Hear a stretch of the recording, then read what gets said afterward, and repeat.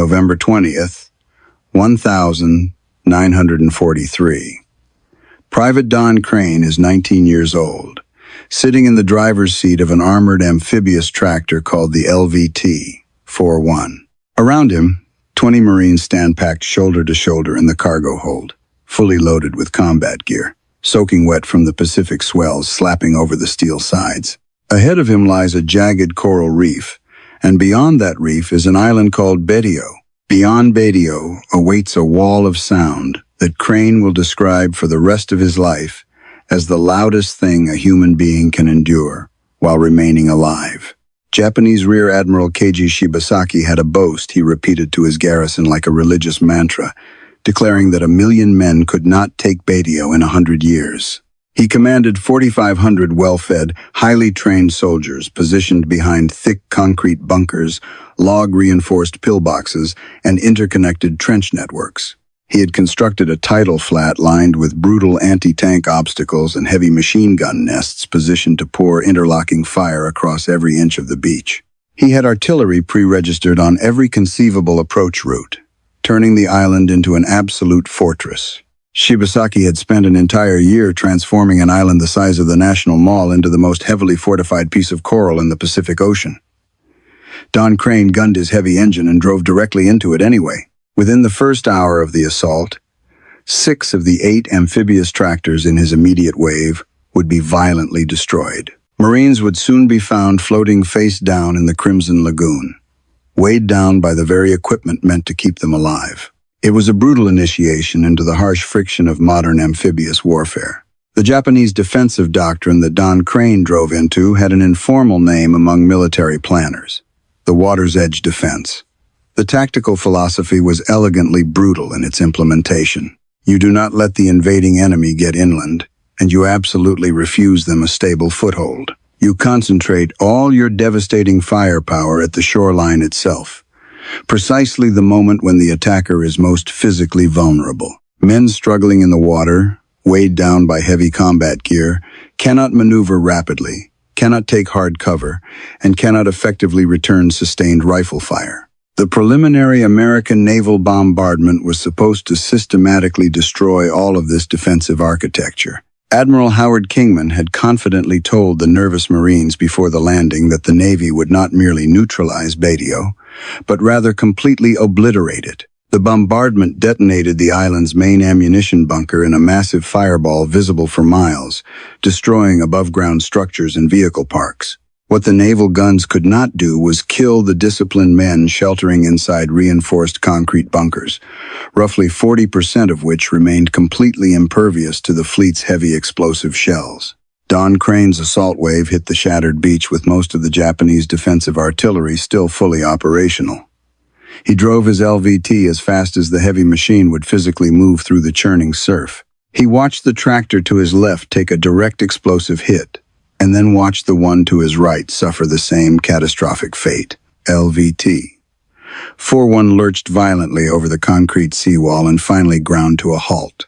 Searing Japanese machine gun fire was actively converging on his specific position from 3 different directions simultaneously, pinning them down. The desperate Marines around him immediately went over the steel sides and plunged directly into the chaotic fighting. Crane stubbornly stayed at his vehicle, desperately trying to pull the bleeding wounded back on board, attempting to use his mounted machine gun to suppress the concrete pillbox looming directly ahead. His vehicle took 4 direct artillery hits during the agonizing engagement. By the time the 3-day battle finally concluded, 90 of the 123 mechanized Amtraks employed would be completely knocked out, littering the bloody beachhead with burning, twisted steel, and shattered mechanical husks.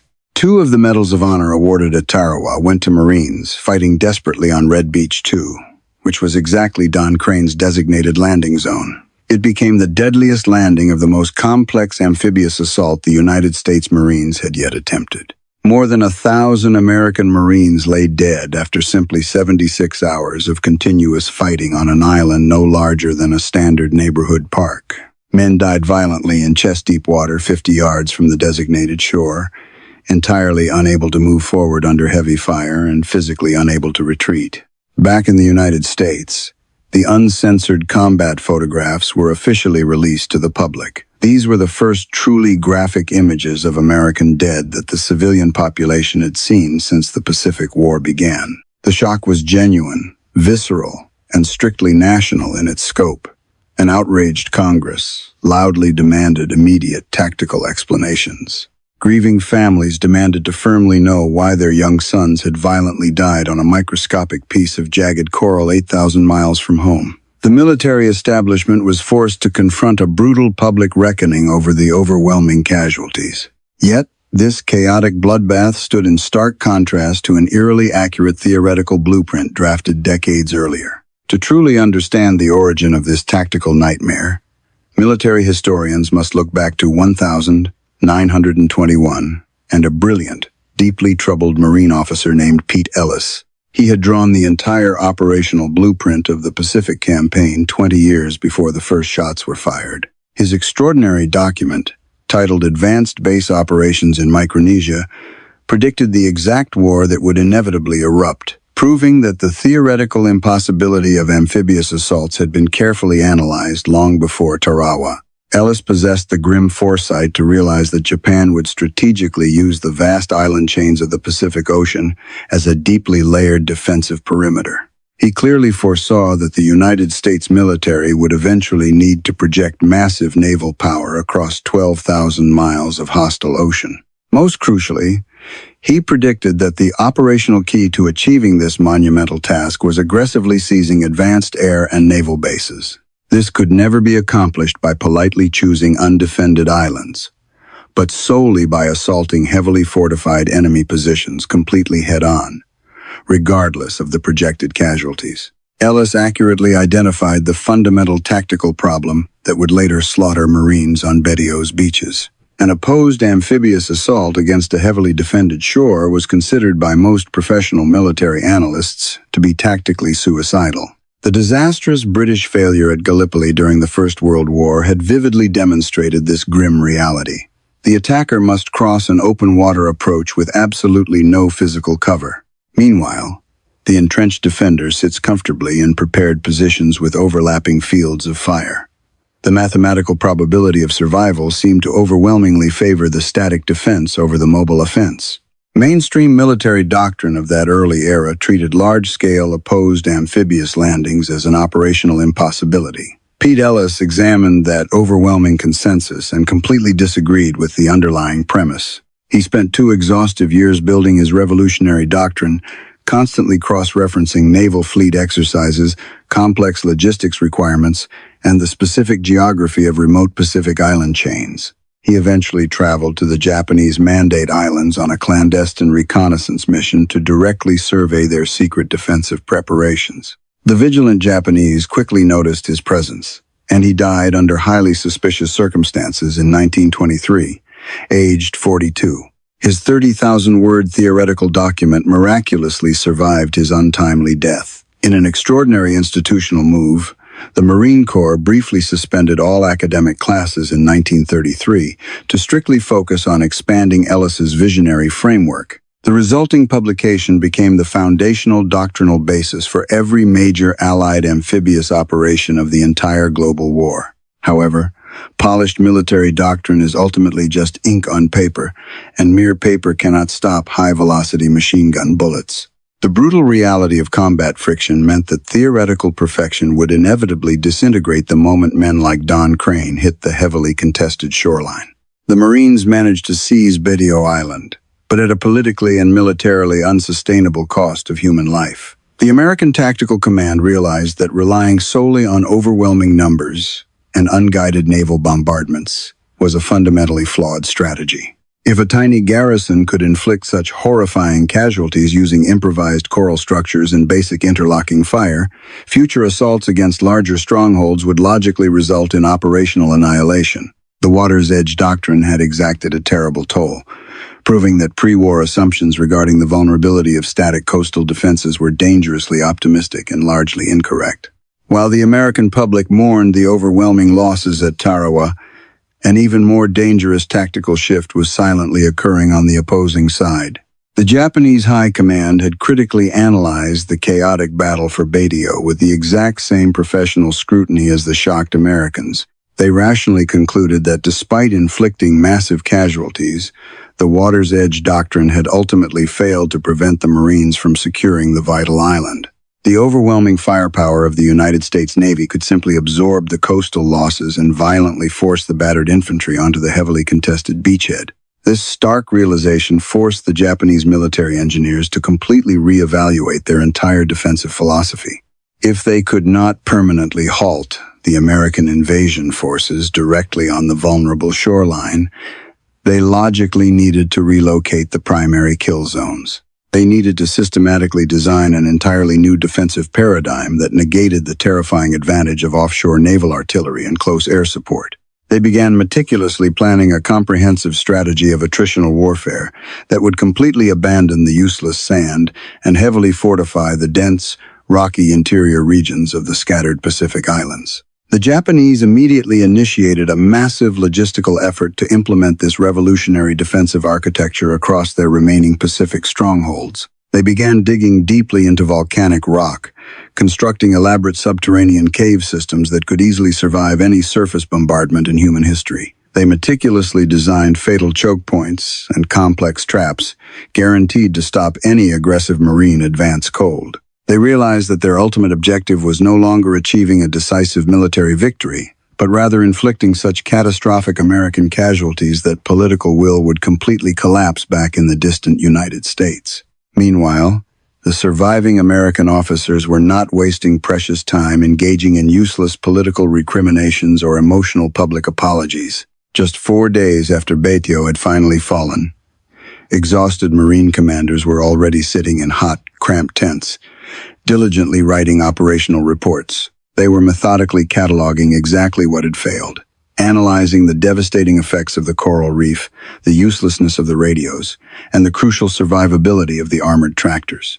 They were desperately trying to build an entirely new tactical system before the relentless operational schedule forced them onto the next deadly beach. The race to adapt had officially begun, though neither side fully comprehended the horrifying scale of the impending slaughter. The United States Marines believed they merely needed to refine their existing amphibious delivery methods and improve their pre-landing naval bombardments. They incorrectly assumed that the upcoming island assaults would essentially mirror the brutal but predictable coastal fighting they had just barely survived at Tarawa. They remained dangerously unaware that the intelligent enemy waiting in the dark had already evolved far beyond the simplistic tactics of the blood-soaked water's edge defensive doctrine. What exactly happens when a deeply entrenched, fanatically dedicated enemy rationally decides to completely stop fighting on the predictable beach? The Marines would soon launch their newly refined assault waves toward the Marshall Islands and eventually Peleliu, confidently expecting to easily crush the coastal defenses. However, they were unwittingly sailing directly toward a sophisticated, subterranean nightmare engineered specifically to neutralize their massive firepower advantage. The American military was about to learn that seizing a hostile shoreline was only the beginning of an unimaginably brutal, grinding war of pure, mechanized attrition. The haunting ghost of Pete Ellis had correctly predicted the agonizing necessity of island hopping. But even he could never have envisioned the subterranean hellscapes currently being excavated by Japanese engineers. As Don Crane and the surviving veterans of LVT 4-1 finally washed the Baitio sand from their battered gear, the strategic board was being violently reset. The horrific bloodbath at Tarawa was not the dramatic climax of the Pacific Theater's amphibious learning curve. It was merely the violent, chaotic prologue to a tactical evolution that would ultimately consume tens of thousands of lives. 4 days after the Baitio garrison finally collapsed, Colonel David Shoup sat in a makeshift command post on the shattered island. He had commanded the initial assault on Red Beach, too, despite suffering a severe leg wound early in the chaotic engagement. His command post was situated merely 3 feet from a recently secured Japanese bunker. Instead of succumbing to combat fatigue or writing emotional eulogies for his fallen men, Shoup focused entirely on drafting his official after-action report. He approached the horrifying casualty figures with the detached, clinical precision of an investigating surgeon diagnosing a highly lethal disease. The resulting document was not a manifesto of rage or an excuse for the staggering losses. It was an objective diagnostic checklist designed to systematically dismantle the operational failures of the amphibious assault. Shoup aggressively questioned what exactly had gone wrong with the preliminary naval bombardment and the disastrous tidal planning. An experienced New Zealand officer had previously warned that the neap tides might not cooperate with the landing craft, but his crucial intelligence had been largely ignored by the planning staff. Shoup demanded better hydrographic intelligence and an immediate overhaul of the amphibious delivery vehicles. The sharp coral reef that effectively stopped the flat-bottomed Higgins boats had not hindered the tracked amphibious tractors. Only the mechanized LVTs had successfully delivered combat infantry directly to the contested beach on the first agonizing day. The tactical conclusion drawn from this specific mechanical failure was incredibly simple but logistically monumental. The Marine Corps needed significantly more LVTs. Furthermore, the older LVT-1 models utilized at Tarawa possessed minimal armor plating and practically no heavy weapons capable of suppressing hardened concrete bunkers. A completely new generation of assault vehicles was required immediately before the next major operation. The American industrial base responded to this urgent tactical requirement with unprecedented speed and massive manufacturing scale. Production facilities across the United States shifted from a steady trickle of older models to an absolute flood of newly designed vehicles. Within mere months, factories were delivering heavily modified LVT-4S, equipped with rear-loading deployment ramps, substantial armor plating, and mounted heavy machine guns. These new craft were explicitly redesigned to function not merely as vulnerable transport vehicles, but as active fighting machines capable of providing vital suppressive fire directly on the contested beachhead itself during the initial assault. Beyond the delivery vehicles, the entire philosophy of naval gunfire support underwent a radical, systematic revolution based on the Tarawa debriefs. The bombardment at Betio had lasted only 3 hours, mistakenly relying on the massive volume of high-explosive shells to obliterate the island.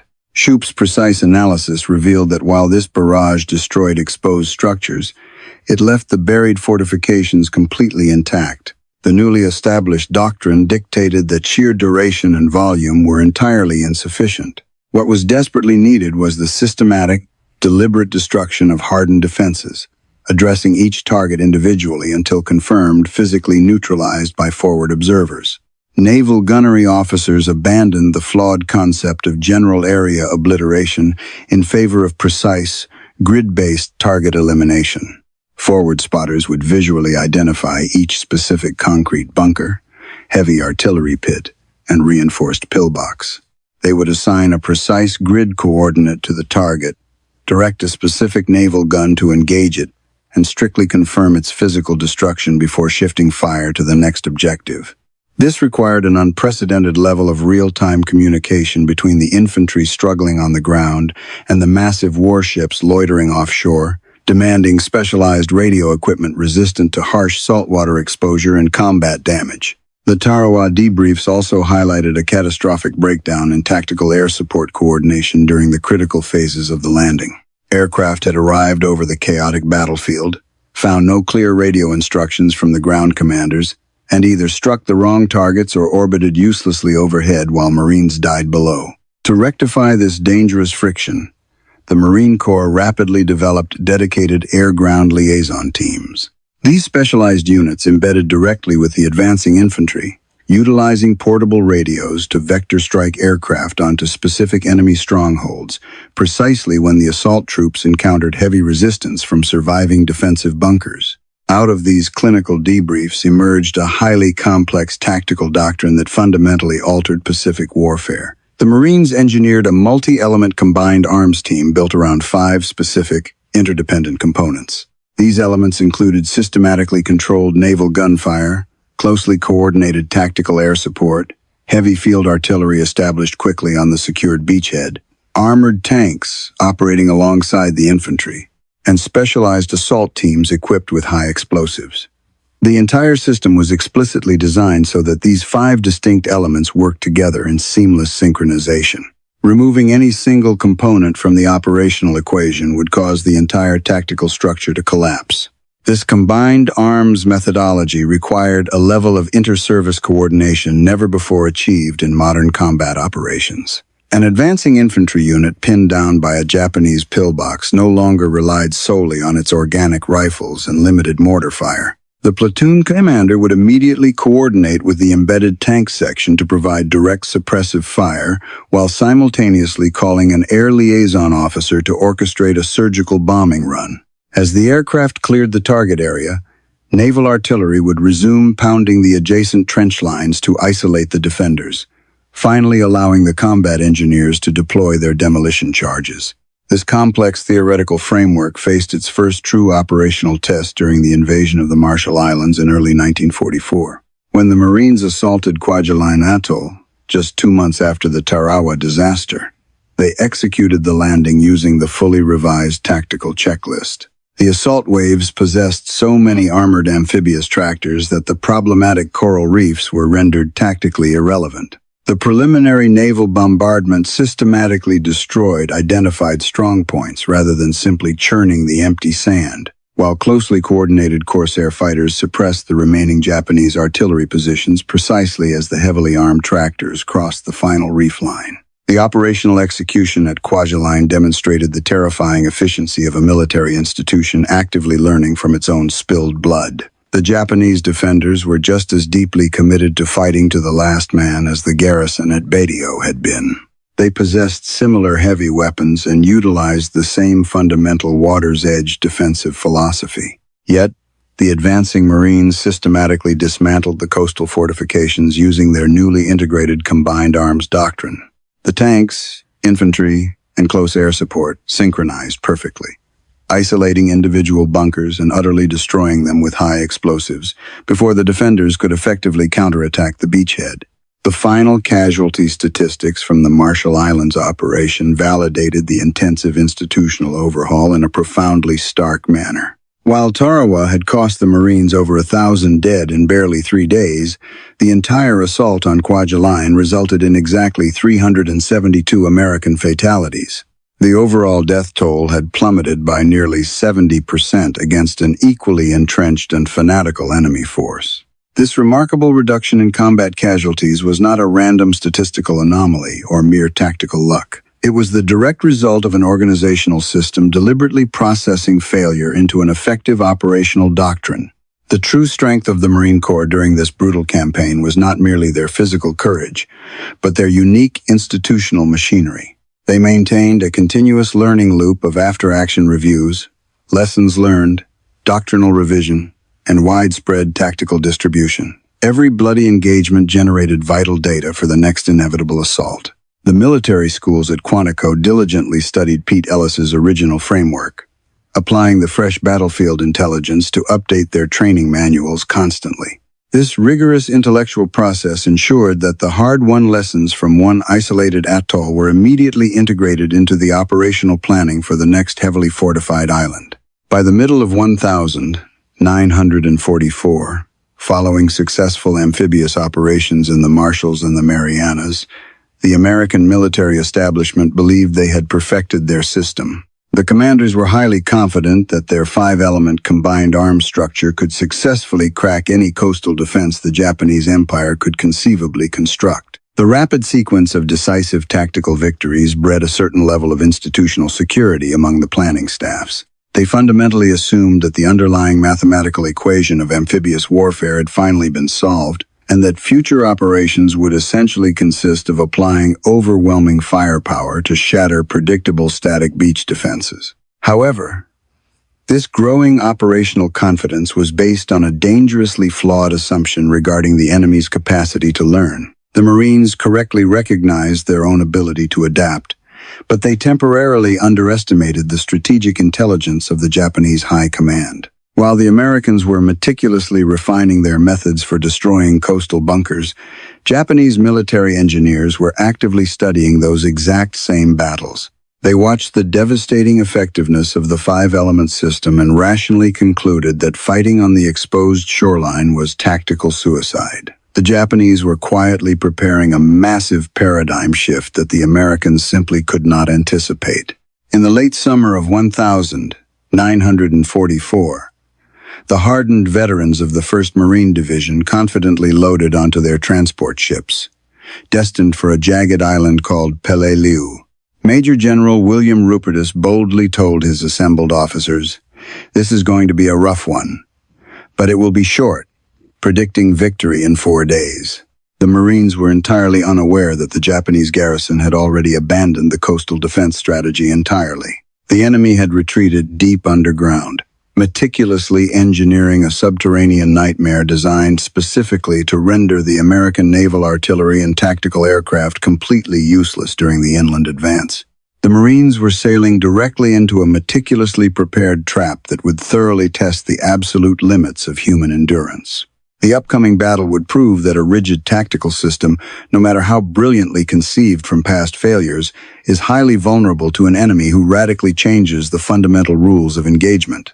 As the vast American invasion fleet approached Peleliu, the Japanese defenders sat quietly in the dark, sweltering heat of their reinforced limestone caves. They waited patiently for the inevitable preliminary bombardment to finish, fully knowing that the real slaughter would only begin once the Marines pushed inland. On September 15, 1944, the 1st Marine Division, renowned veterans of Guadalcanal and Cape Gloucester, landed on the island of Peleliu. Major General William Rupertus, their aggressive commander, had confidently predicted the heavily fortified island would be entirely secured within 4 days. He openly told his senior officers that the operation would be brief but exceedingly rough. Instead, the grueling campaign lasted over 2 excruciating months, ultimately producing the highest casualty rate of any amphibious operation the Marine Corps conducted during the entire Pacific War. The catastrophic American casualties were not a chaotic accident, but the direct result of a calculated doctrinal shift. After meticulously studying their catastrophic defensive failures at Tarawa, Kwajalein, and Saipan, the Japanese High Command reached a conclusion that was as tactically correct as it was brutal. They rationally acknowledged they simply could not prevent the Americans from landing. The overwhelming firepower the United States Navy delivered before and during an amphibious assault was practically unsurvivable. Consequently, the Japanese formally decided to abandon the vulnerable beaches entirely. This revolutionary new doctrine was developed largely by the isolated garrison commanders themselves, working from harsh practical experience rather than theoretical dictates from Tokyo. On Peleliu, the tactical implementation was ruthlessly directed by Colonel Kunio Nakagawa, commander of the 2nd Regiment of the 14th Infantry Division.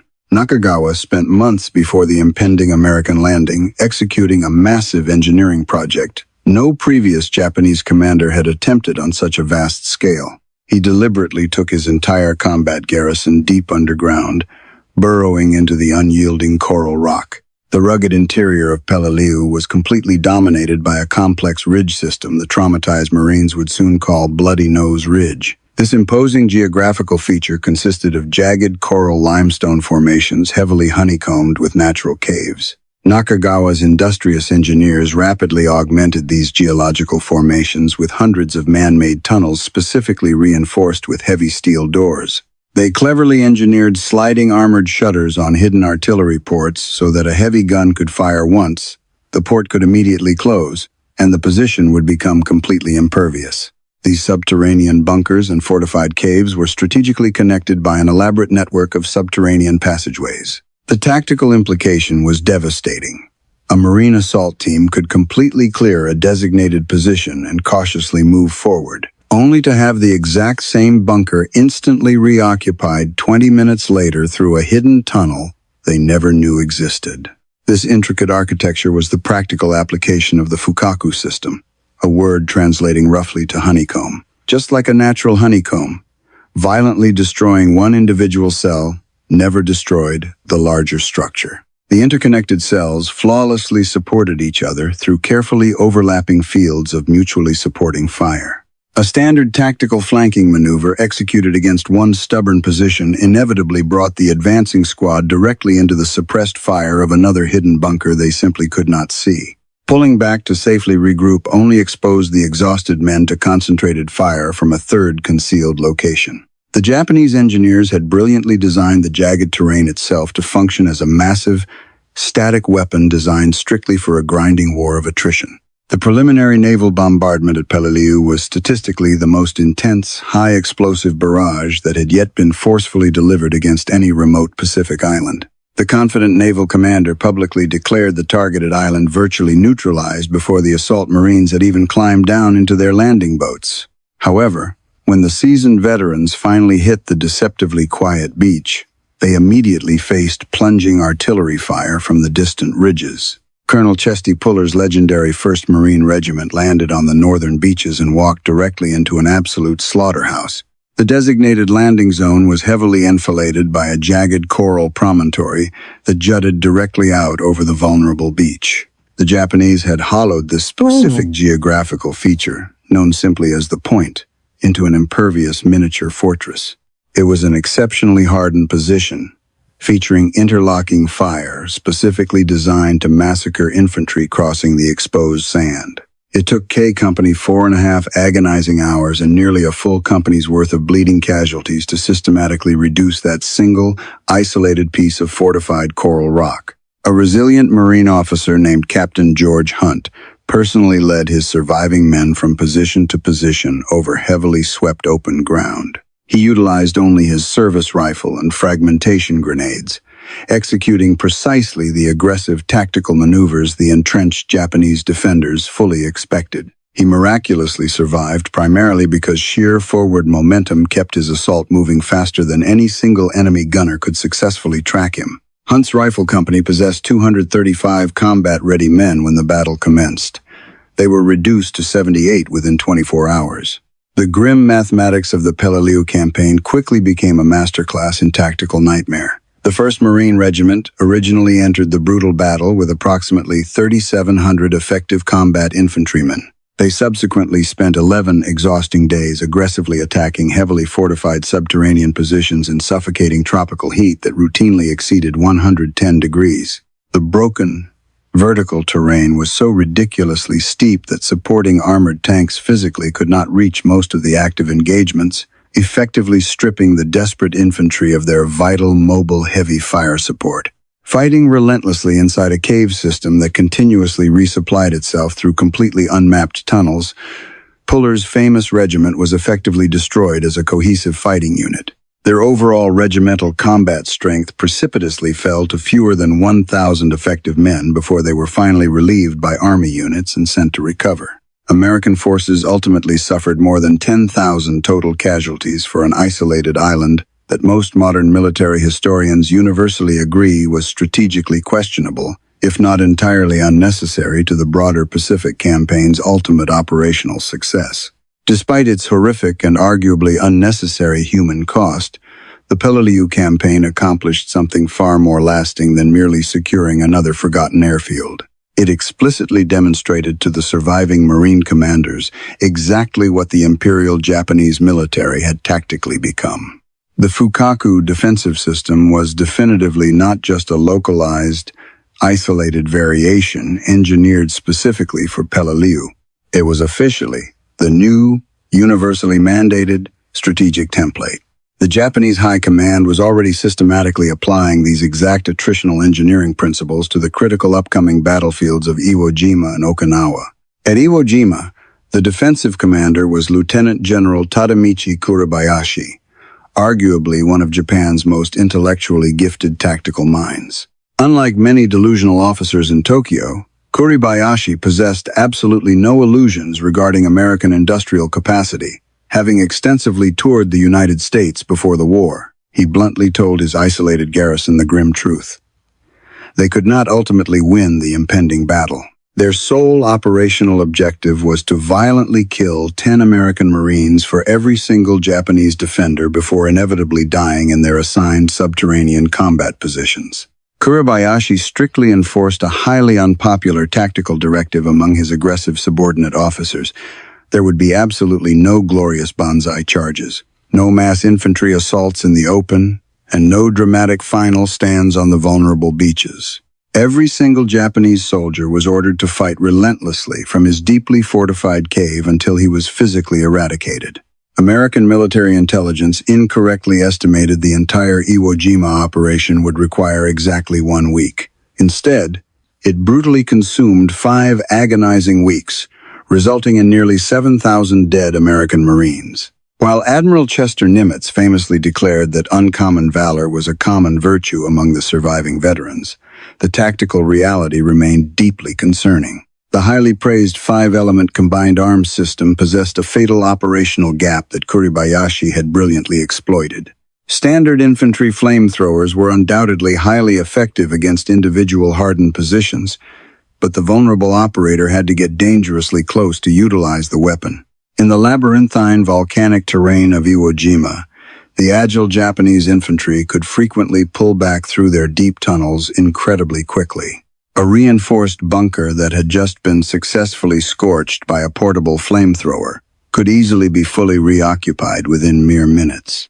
The surviving defenders simply navigated through a hidden tunnel entrance located 50 yards behind the advancing Marine lines to resume firing. The frustrated assault troops desperately needed a specialized weapon that could project intense fire far enough, and with enough sustained volume, that the interconnected tunnel system itself became a deadly liability. They needed a tool that could instantly fill a deep cave with inescapable fire. The brutal reality of this subterranean attritional warfare forced another rapid, decentralized tactical evolution directly on the bloody battlefield. The Marines logically realized they already possessed the necessary technology to completely overwhelm the deep fortifications, but they simply had not yet mounted that specific equipment onto heavy armored vehicles. What the desperate assault teams engineered next would force a massive shift in the grinding Pacific campaign. They were about to forge a revolutionary mechanized solution that would systematically crack the impenetrable Japanese Fukaku honeycomb system forever. The psychological toll of combating the Fukaku doctrine was arguably as devastating as the physical casualties inflicted upon the assault units. Marine infantrymen who had previously survived the intense but relatively straightforward coastal clashes were now forced into a claustrophobic, three-dimensional nightmare. The constant anxiety of knowing that secured ground was never truly safe, and that deadly sniper fire could seamlessly erupt from solid rock at any unpredictable moment, rapidly eroded combat effectiveness. The relentless friction of subterranean warfare actively punished traditional American aggressive infantry tactics. Japan's highly disciplined garrison troops embraced this grim attritional reality with a stoic fatalism that continually astonished American military intelligence officers. By meticulously removing the fleeting hope of ultimate operational victory or even basic survival, Japanese commanders forged an exceptionally lethal defensive instrument entirely immune to conventional psychological warfare. Yet, this static dedication also inadvertently exposed a fundamental vulnerability within their rigid command structure. While the Japanese defenders executed their pre-planned defensive operations flawlessly, they lacked the decentralized tactical flexibility to rapidly counter sudden American mechanical innovations. The inevitable collision between Japan's brilliant subterranean engineering and the Marine Corps' desperate need for a mechanized breakthrough would define the remainder of the Pacific War. The surviving American veterans recognized that mere courage and standard high explosives were mathematically insufficient to overcome a deeply entrenched enemy willing to die by the tens of thousands. The ultimate answer could never be discovered in a comfortable headquarters. It had to be forged directly in the unforgiving volcanic ash, literally welded together by terrified men desperate to simply survive. Late January, 1945, found Platoon Sergeant Harry Koff actively building something entirely new at Camp Maui in the Hawaiian Islands. He commanded the newly formed Assault and Demolition Platoon of the 1st Battalion, 24th Marines. This experimental tactical unit had been created specifically because of the brutal lessons the Marines had absorbed at Saipan. The harrowing combat experience of the Marianas Campaign in 1944 had definitively proven that standard infantry tactics were entirely insufficient. Advancing riflemen taking fire, calling for artillery support, and waiting was simply too slow against Japan's new cave warfare doctrine. A dedicated tactical unit trained specifically in the highly dangerous business of eradicating fortified positions at extremely close range was urgently required. Koff selected his men incredibly carefully, ensuring every single Marine was a willing volunteer who understood the lethal risks. He drilled his assault teams relentlessly in the synchronized application of 3 specific weapons: the heavy, portable flamethrower, the explosive satchel charge, and the bazooka. The M2 flamethrower weighed an agonizing 68 pounds when fully loaded with thickened napalm. Carrying it instantly transformed the operator into a primary, highly visible target for every Japanese defender. Every Japanese infantryman implicitly knew that if the burdened flamethrower operator managed to get close enough, their fortified position was permanently finished. One of Koff's dedicated men was Private Dominic Tudelo, a 19-year-old Marine who stood merely 5 feet 5 inches tall and weighed exactly 126 pounds. The massive M2 weapon system alone weighed more than half of his entire body weight. When asked decades later why he had voluntarily accepted such a physically exhausting and statistically suicidal assignment, his stoic response perfectly captured the grim reality of the Pacific Theater. Someone simply had to do it. Another of these critical operators was Private First Class Woody Williams, a diminutive farm kid from West Virginia who had originally been rejected for being too short. By the time Williams finally landed on the treacherous black volcanic sands of Iwo Jima on February 19, 1945, he deeply understood his terrifying operational role. The massive backpack device that severely restricted his mobility was simultaneously the most decisive single weapon an individual Marine could utilize against fortified subterranean positions. The flamethrower was absolutely essential for neutralizing the complex bunkers that Kurabayashi had meticulously engineered across the isolated island. On February 23rd, Williams systematically went to work within a heavily fortified section of Iwo Jima's jagged interior that had completely stalled his battalion's advance. He strapped on the heavy flamethrower, located a brief gap in the interlocking enemy machine gun fire, and aggressively moved toward the first concrete pillbox. He applied the devastating weapon to the aperture and immediately moved toward the next hidden fortification. A dedicated covering party consisting of 4 riflemen provided vital suppressive fire from directly behind him. He repeatedly exhausted his napalm supply, carefully withdrew to the rear lines to quickly reload, and pushed forward again. He methodically destroyed 7 distinct Japanese pillboxes throughout that brutal afternoon, utilizing 4 different riflemen who covered him in continuous rotation. As each brave covering Marine was tragically cut down by concentrated Japanese defensive fire, another infantryman immediately stepped forward to take his crucial place. Williams eventually received the Medal of Honor for his extraordinary tactical execution under intense fire. Yet, he spent his long retirement adamantly deflecting the immense praise, repeatedly insisting to interviewers that the riflemen who had provided his vital covering fire were the actual heroes who had successfully enabled his survival that bloody day. The highly coordinated technique that Woody Williams utilized that afternoon was definitively not a formal doctrine written in a comfortable stateside military manual. It was a desperate, practical solution violently discovered directly under hostile fire, distributed exclusively by word of mouth among the exhausted surviving veterans. It was subsequently repeated across every subsequent island battlefield precisely because it yielded tangible results. Experienced non-commissioned officers and junior enlisted men did not passively wait for senior headquarters staff to mathematically solve their tactical problems. They systematically solved the complex defensive puzzles themselves using high explosives and highly dangerous, thickened napalm.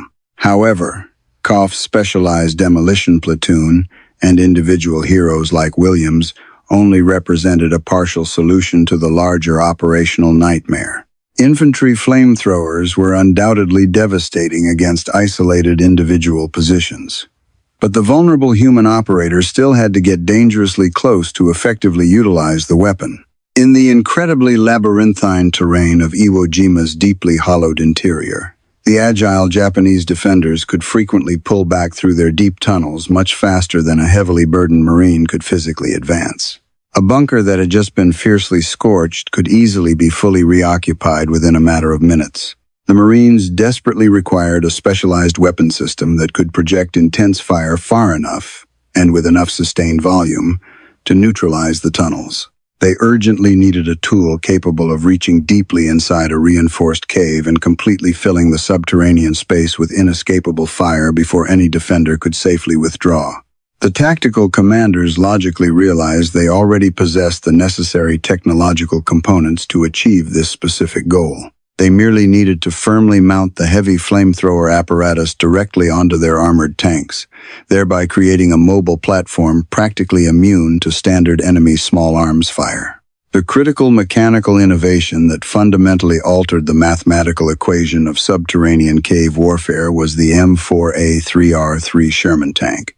The weary Marines affectionately nicknamed it the Zippo, referencing the popular cigarette lighter they frequently carried into combat. The massive vehicle carried a Navy Mark I flame projector securely installed in place of the standard hull machine gun.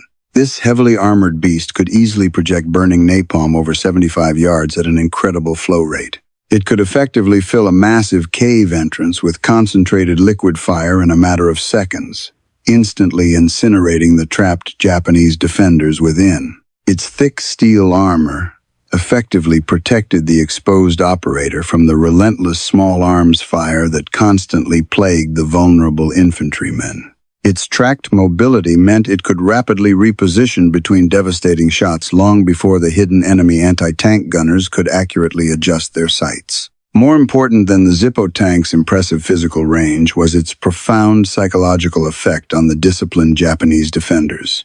A deeply entrenched infantryman could patiently endure heavy artillery barrages and naval gunfire, or simply retreat through his subterranean tunnel system when an exposed Marine flamethrower operator slowly advanced across the broken volcanic rock. But the terrifying Zippo tank easily reached heavily fortified cave entrances that hand-carried flamethrowers simply could not approach under intense hostile fire. It relentlessly pumped burning napalm deeply inside, much faster than any disciplined defender could possibly withdraw, violently forcing them into a panicked retreat. An official historical summary written by the 1st Marine Division immediately after Iwo Jima described the armored Zippo as the single weapon that finally caused the Japanese to break discipline. It forced them to abandon their deep caves and desperately run completely into the open, where waiting Marine riflemen quickly eliminated them. Despite its terrifying capability, a mechanized Zippo tank operating entirely alone on the chaotic battlefield was essentially a massive steel coffin. Highly trained Japanese anti-tank teams, consisting of fanatical men carrying magnetic mines, heavy pole charges, and hollow explosive charges securely strapped to the ends of long bamboo poles, were specifically trained to destroy armor. These desperate infantrymen would patiently wait in deep concealment, allow the clanking tank to slowly pass their hidden position, and violently attack the significantly thinner side and rear armor plating. Unsupported armor lacking dedicated infantry cover rarely lasted more than a few hours. The ultimate tactical answer to this severe vulnerability possessed a specific operational name that the Marines quickly adopted into their universal vocabulary. They informally referred to this highly synchronized tactical pairing as the blowtorch and corkscrew method. The devastating blowtorch was represented by the heavily armored Zippo tank, delivering intense fire that deeply penetrated the heavily defended subterranean position. The equally vital corkscrew was the dedicated infantry assault team, consisting of specialized demolitions men and sharp-eyed riflemen. These infantrymen physically cleared whatever surviving enemies the intense flame violently drove out of the deep volcanic cave systems. The methodical infantrymen effectively sealed the destroyed cave entrances using heavy explosive satchel charges, completely preventing the enemy from quietly reoccupying the position. Most importantly, they aggressively protected the vulnerable armored tank from the fanatical Japanese suicide anti-tank teams hiding among the jagged rocks. These two incredibly distinct combat elements were fundamentally inseparable on the brutal battlefield, as neither component could effectively survive or function without the immediate support of the other. However, even this perfectly synchronized two-element core desperately needed external support, because the complex Fukaku defensive system was specifically designed to exploit overlapping tactical engagements. Viciously attacking one isolated Japanese position inevitably brought the advancing assault team directly into the plunging fire from adjacent fortifications they simply had not yet engaged.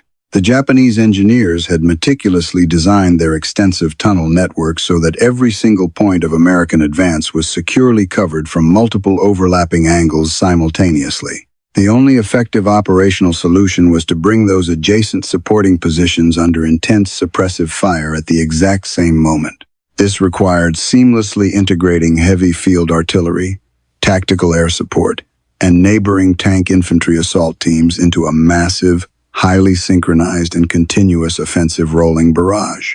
When a mechanized Zippo team aggressively advanced on one specific cave entrance, the defensive position to its immediate left was simultaneously engaged by direct fire from another armored Sherman and suppressed by a 75mm howitzer. Meanwhile, the hardened position to its right was violently hit by a close air support strike delivered by a carrier-based Corsair fighter. The aircraft pilot maintained constant radio contact with a dedicated ground controller standing 50 yards strictly behind the assault team, actively watching the exact same cave. These 5 distinct combined arms elements aggressively worked perfectly together on the exact same grid square. Naval gunfire, tactical air support, heavy field artillery, armored tanks, and specialized infantry demolition teams formed an incredibly lethal combination. Not one of these elements was entirely decisive on its own, but all 5 operating simultaneously in the same 5 minutes created an overwhelming mathematical equation the static Fukaku system simply had no tactical answer for. The 8 Zippo tanks brought ashore on Iwo Jima proved so incredibly effective that Marine infantry commanders began flatly refusing to advance their units without them. They would literally halt their exhausted men under fire rather than foolishly assault a complex cave system unarmored. General Kuribayashi had brilliantly anticipated some mechanized flame attacks, strategically designing specific cave entrances at extremely oblique angles rather than facing outward. A directed flamethrower playing into the hidden entrance did not fill the deep interior with deadly fire, but rather deflected the liquid napalm off the sharply angled walls.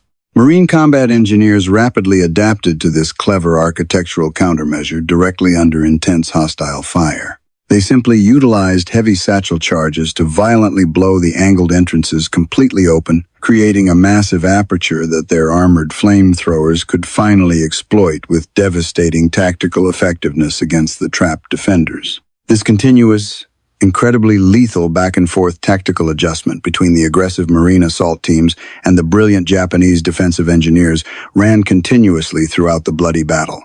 It represented a fascinating microevolution of modern mechanized warfare happening exclusively at the squad level, completely under intense fire in absolute real time. This brutal reality perfectly highlights why the Imperial Japanese military simply never successfully learned to counter the American amphibious assault doctrine. The devastating American tactic was definitively not a single, static plan. It was a highly flexible institutional system specifically engineered to quickly absorb damage, rapidly adapt, and relentlessly continue destroying the enemy. April 1st, 1945, dawned over the jagged Ryukyu Islands. The invading Americans officially designated it Love Day, launching the massive amphibious assault on Okinawa. 60,000 combat troops went ashore on the very first day, experiencing an incredibly eerie silence. There was absolutely no hostile fire from the exposed beaches, no heavy machine guns aggressively raking the shallow water, and no artillery violently falling on the vulnerable landing craft. The massive invasion force took all of their planned initial objectives easily, advancing rapidly inland without taking any significant casualties during the initial coastal landing phases. However, the surviving combat veterans who had previously endured the horrific slaughters at Peleliu and Iwo Jima were profoundly disturbed by this uncontested landing. They explicitly knew exactly what the total absence of coastal resistance meant for their immediate future. It meant General Kuribayashi's brutal lessons had been thoroughly learned and universally applied by the Japanese High Command. The enemy had deliberately abandoned the useless beaches entirely, safely concentrating their massive combat strength deep within the rocky interior. They patiently waited inside an elaborate defensive system designed strictly to bleed the advancing American invasion force entirely dry. The defending Japanese commander on Okinawa was Lieutenant General Mitsuru Ushijima, a highly disciplined officer commanding a massive garrison. His primary defensive system, known as the formidable Shuri Line, represented the most elaborate and complex application of Fukaku tactics Japan ever constructed. The steep limestone ridgelines dominating southern Okinawa, had been aggressively tunneled into massive subterranean fortresses. These interconnected defensive positions were significantly more extensive and far more carefully engineered than the sprawling volcanic caves previously encountered on Iwo Jima, reflecting months of intense strategic planning and backbreaking manual labor by thousands of dedicated troops. Most importantly, these complex subterranean fortifications had been strategically built with the terrifying American Zippo tank specifically in mind. Japanese engineers designed significantly wider interior blast compartments, dug drastically deeper tunnel networks, and incorporated even more complex angular deflections into the hidden cave entrances. They had meticulously studied the previous catastrophic battle for Iwo Jima with intense professional care, thoroughly analyzing the American mechanized flamethrowers. They consciously modified their new defensive architecture accordingly, deliberately attempting to completely neutralize the devastating tactical effectiveness of the American armored assault teams before the inevitable subterranean engagements officially began. This intensive preparation highlights the brutal tactical irony defining the massive Battle of Okinawa. The most sophisticated, deeply entrenched defensive system Japan ever built during the entire Pacific War was constructed with complete operational knowledge of the blowtorch and corkscrew method. It was explicitly engineered to completely defeat the integrated American combined arms system, yet it ultimately failed to halt the relentless mechanized advance. The comprehensive Japanese defensive structure did not collapse immediately, nor did the Marines secure their tactical objectives cheaply, as the resulting attritional warfare tested the absolute physical limits of the exhausted American infantry. The resulting Battle of Okinawa devolved into a grinding, horrific stalemate that lasted for 82 excruciating days. American combat casualties were absolutely catastrophic, representing the highest losses of any single Pacific engagement. Nearly 7,000 American military personnel died violently in the unforgiving mud, while another 38,000 suffered severe wounds. The fanatical Japanese defenders lost well over 100,000 military dead, alongside an equally tragic number of local civilian casualties caught in the crossfire. It was the largest amphibious assault of the entire Pacific theater and, by sheer casualty count, undoubtedly the most horrifying.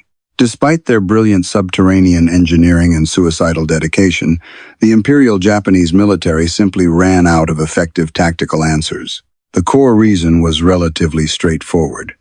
The United States Marines had systematically built their integrated combat system over 2 brutal years of continuous amphibious warfare. They possessed an entire generation of hardened junior officers and experienced non-commissioned officers. These surviving veterans of Guadalcanal, Tarawa, Saipan, Peleliu, and Iwo Jima carried the accumulated institutional knowledge of every previous bloodbath deeply inside their minds, constantly applying those hard-won lessons directly to the chaotic battlefield environment entirely under intense hostile fire. These experienced leaders explicitly knew from harsh personal experience exactly what worked against fortified caves and what simply got infantrymen killed. When a junior Marine officer suddenly encountered a brand new Japanese defensive variation on Okinawa, he did not need to consult a rear echelon training manual. He had likely seen something fundamentally similar on the volcanic slopes of Iwo Jima and casually discussed the tactical solution with his platoon sergeant.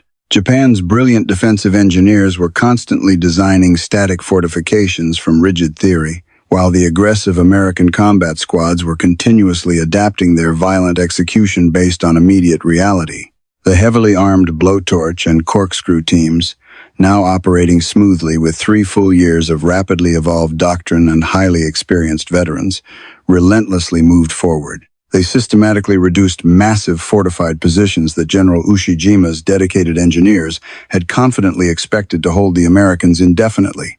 Japan simply never possessed adequate time to thoroughly study the final, highly polished version of the American combined arms system. They could not completely redesign their extensive subterranean defenses before those hardened Marines inevitably arrived on the next island, because the American military was constantly moving faster than the Japanese could possibly adapt. This relentless momentum was practically demonstrated back on February 23rd on Iwo Jima, when Marines famously raised the American flag atop Mount Suribachi. While the iconic photograph captured a highly symbolic moment of victory, it entirely missed the brutal tactical reality occurring simultaneously below. In the exact same hour, specialized tank infantry teams were still violently clearing Suribachi's massive cave system, completely positioned by bloody position. Forward observers were actively calling precise naval gunfire onto deeply buried bunkers that still contained operating Japanese defenders, proving that the brutal mechanized system never paused for mere ceremonial celebrations. That devastating combined arms system continued running continuously until Iwo Jima was finally declared secure, and it immediately resumed grinding through the jagged ridges of Okinawa. When the Japanese Empire finally surrendered unconditionally in August, it was certainly not merely because of the devastating atomic bombs. Japan's senior military leadership had carefully watched 2 brutal years of Pacific Island battles. They clearly understood that the inevitable ground invasion of the sacred home islands would be violently fought, exactly like the apocalyptic struggles for Iwo Jima and Okinawa, simply scaled to a dense nation of 70 million people. By that terminal point in the global conflict, the Japanese leadership had clearly seen in immense blood and intense fire that the American mechanized system was completely unstoppable. The precise integration of naval gunfire, tactical air support, heavy artillery, armored tanks, and specialized infantry demolition teams could systematically defeat the Fukaku Doctrine. They realized the Americans could slowly reduce any fortification Japan could possibly construct, given enough time, industrial logistics, and thickened napalm. General Kurabayashi had practically admitted this grim reality in his final radio transmission, accurately noting they could never prevent the enemy from gaining footholds. The exhausted Marines who meticulously developed the tactical system that defeated the Japanese Empire were not military geniuses in the conventional academic sense. Their tanks were not the heaviest deployed in the global war, and their artillery lacked the longest range. What they truly possessed was an extraordinary organizational habit of looking at catastrophic tactical failure completely analytically rather than emotionally. They aggressively distributed effective battlefield solutions horizontally through the lower ranks, constantly treating every single costly engagement as vital operational data designed exclusively to ensure their ultimate survival on the very next heavily fortified beach. The winning tactic that ultimately secured the vast Pacific theater was absolutely not the portable flamethrower, nor was it the heavily armored Zippo tank. It was not even the highly synchronized blowtorch and corkscrew methodology isolated by itself. The true American tactical advantage was a cultural, institutional reflex to aggressively build a military organization that continuously learns and adapts significantly faster than its dedicated enemy. By transforming the massive friction of brutal combat into a highly responsive learning mechanism, the Marines forged a relentless doctrine that methodically crushed the most sophisticated static defensive systems ever engineered.